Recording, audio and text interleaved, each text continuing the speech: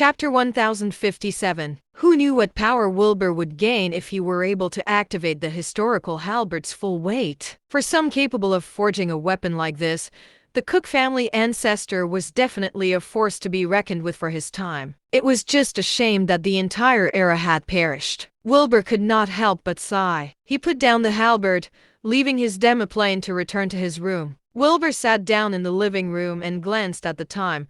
3 whole days had passed since he had entered the demiplane. He then made plans to see Faye at night, so he could talk about Nancy's arrangement with her for good. There had to be a solution to this. Nancy could not live the rest of her life like this. Just then, however, Wilbur frowned at the door. "Do you need something, Charles?" "Sir, Wesley Miller's fainted at the bridge. What should I do?"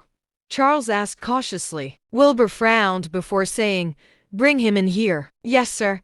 Charles hurried off at once. Wilbur let out a sigh, staring blankly into space. At the end of the day, there were some things he could not bear to let happen when he had the ability to help. Soon after that, Charles and another staff member carried Wesley in, who was now unconscious. Wilbur gestured for them to place Wesley down on the couch. "You can leave now," said Wilbur after that. Charles left with the other staff members, and Wilbur shook his head before channeling some spiritual energy into Wesley. Mere seconds later, Wesley began to stir. He looked around blearily before his gaze finally landed on Wilbur. The next second, Wesley collapsed to his knees before bursting into tears.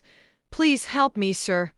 I can't live in this agony." Wilbur helped him back into his chair, pouring him a glass of water. Wesley drained the glass in seconds. "Tell me what happened then," said Wilbur. Wesley reorganized his thoughts, wiping his tears away before saying, "My family, the Millers, own a company in Denison City, Exodus Province. We've got a few $100 million in assets. Everything was fine until 2 months ago when a meeting was called between the 3 big clans in Exodus Province. Something about forming a business chamber of alliance.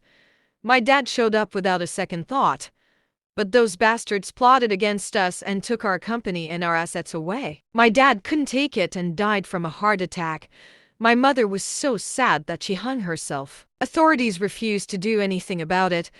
I only came to ask for your help because there's nothing I can do." Wilbur was silent for a long while before saying, "How did you know about me?" "People in the cultivators' circles say that you can solve any problem.